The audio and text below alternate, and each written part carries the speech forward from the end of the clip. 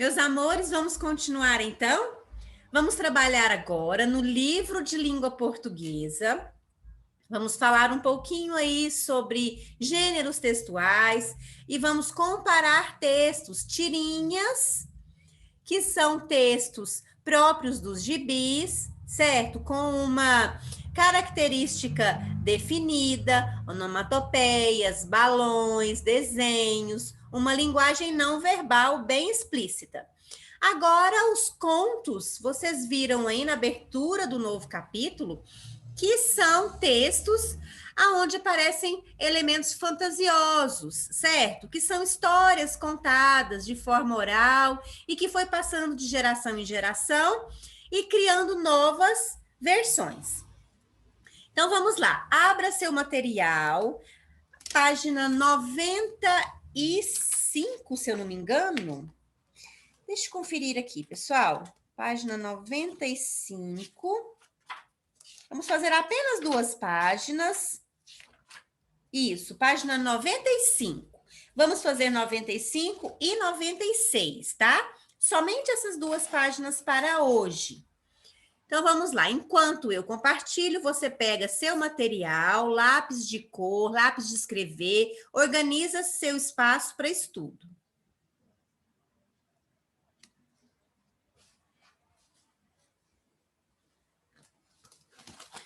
Isto. Esta página aí que nós vamos trabalhar hoje, pessoal.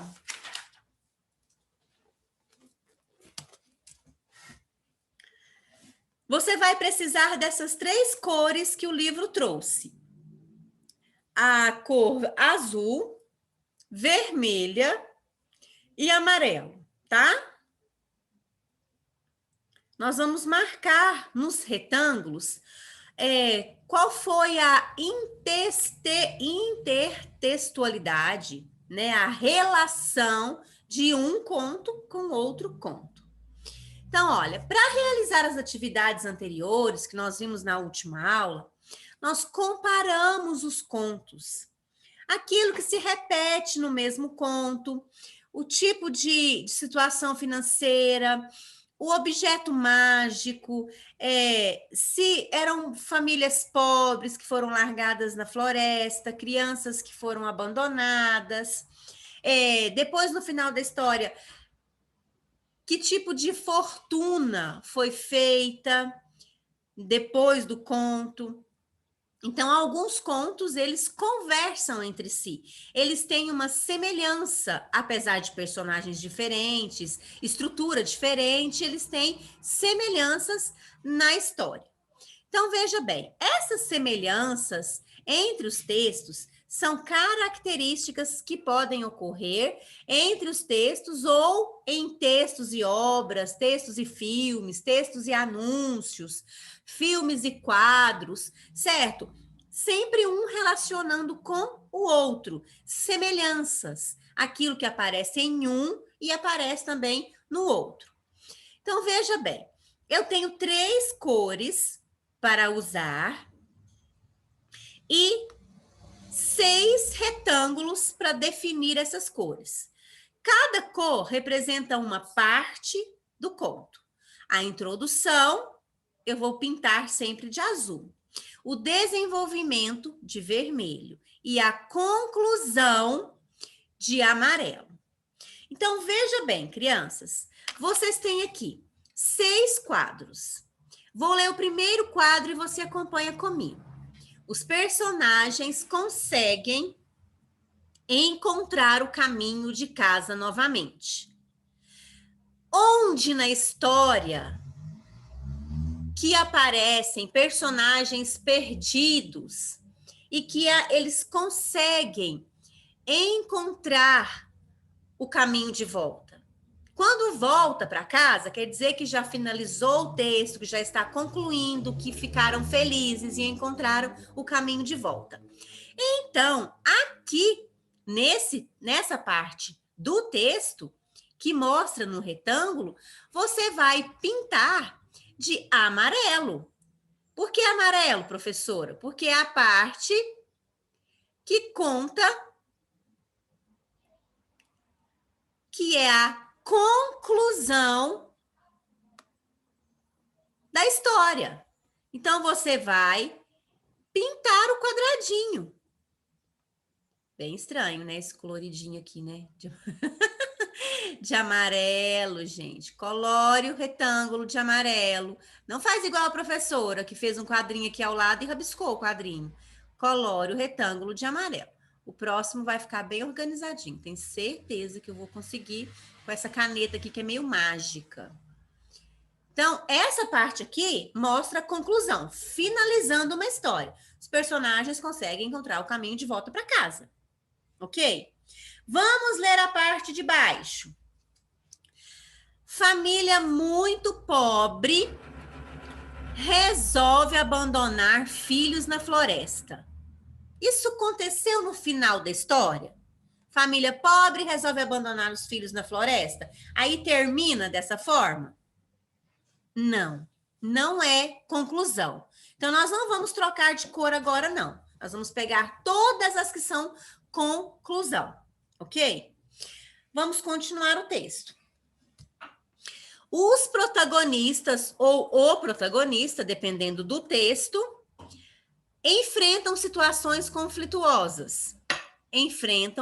Situações conflituosas.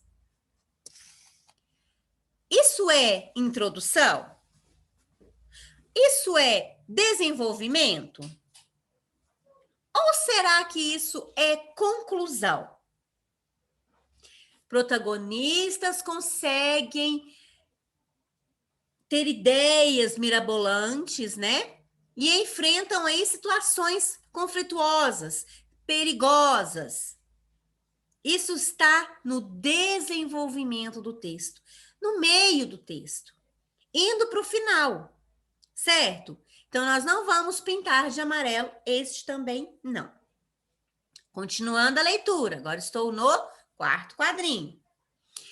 Objetos mágicos do antagonista são roubados pelo personagem principal do conto, ou o objeto mágico.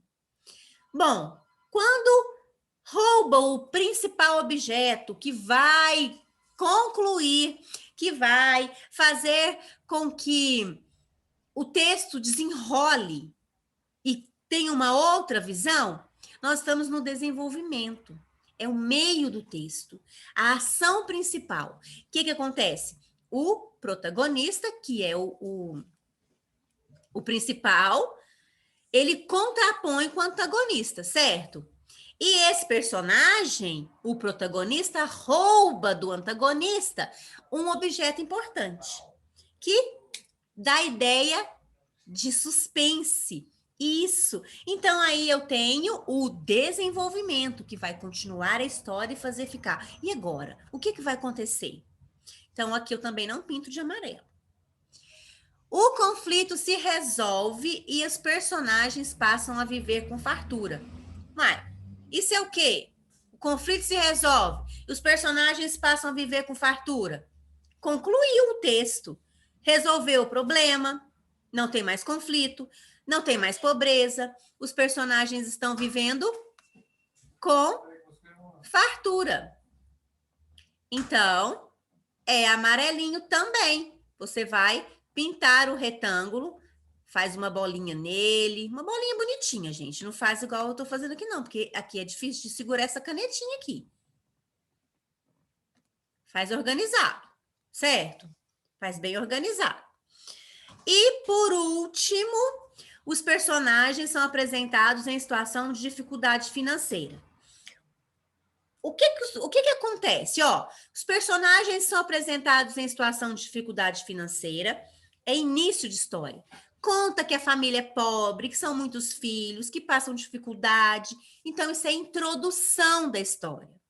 Onde mais que eu li algo sobre introdução? Família muito pobre abandona filhos na floresta.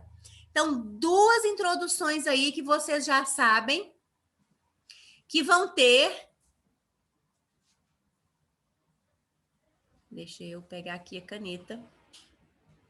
Porque vocês vão precisar pintar de azul. Onde? Família pobre que deixa as crianças na floresta.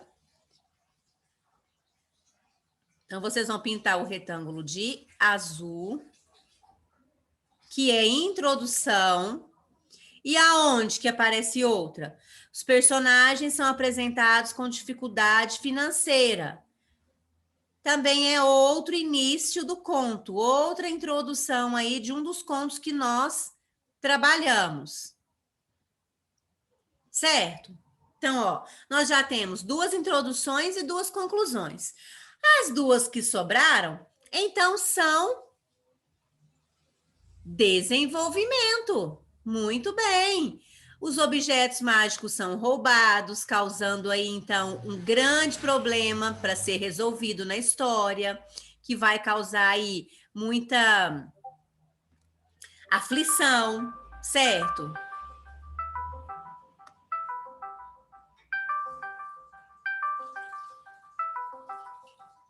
Isso, pessoal, ó.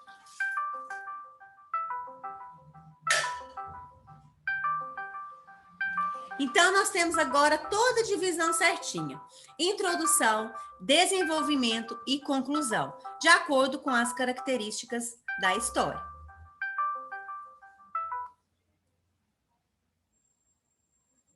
Continuando, então. Opa. Veja se você fez certinho, tá?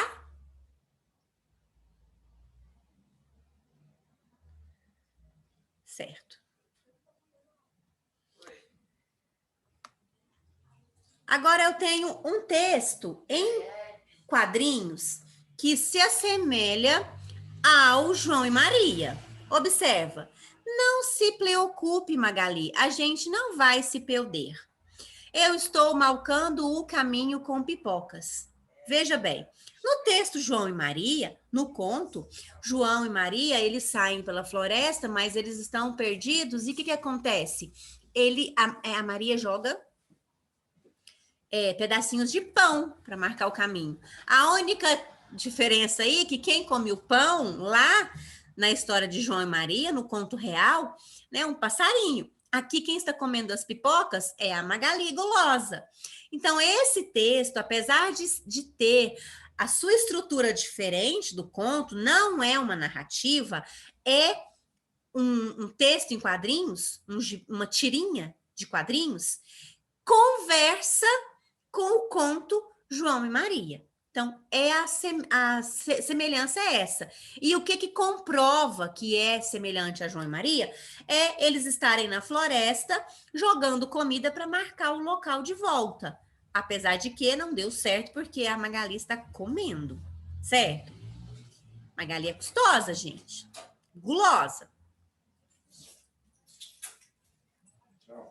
Tchau. Texto 2. Olha, papai, troquei a nossa vaca velha por um saco de feijões mágicos. Oba, agora é só a gente plantar para nascer um pé de feijão gigante. E, deixa para lá. Quer dizer, misturou a história, né? E a Magali cozinhou o feijão e pronto, e fez ali um belo prato. Então, não teve plantação, não teve pé de feijão, não teve gigante, e a Magali comendo aí. Então, fez também uma comparação com João e o pé de feijão, certo? Esse no texto 3. Então, vocês viram que o texto, gente, ele pode ser representado de diversas formas, e ele pode conversar com textos de diversas formas. Então, para produzir um texto, eu não preciso ficar presa no padrão do texto. Ou conto, ou gibi,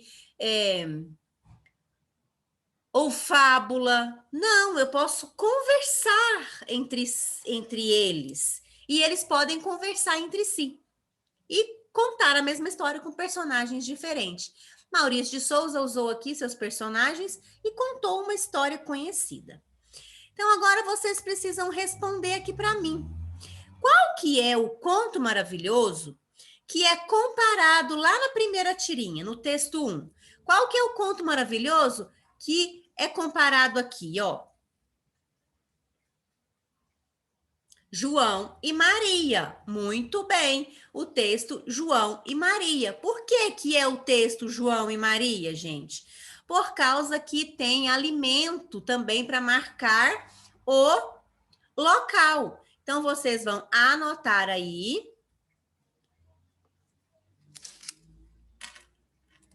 Certo? É comparado ao conto. Qual conto, gente? João e Maria. E o elemento que comprova isso... Opa, faltou o E aqui.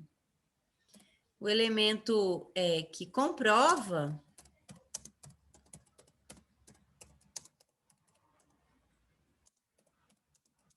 é a presença do alimento para marcar o local.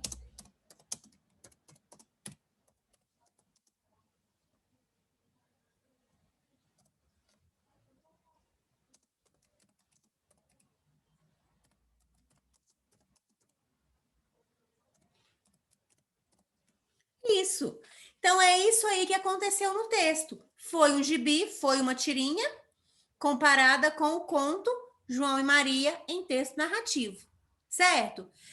Essa é a nossa atividade de hoje, crianças. Hoje nós faremos somente essas páginas. Foi mais uma conversa mesmo aí para vocês aprenderem sobre como contextualizar os textos e ver que podem ser contados de diferentes formas.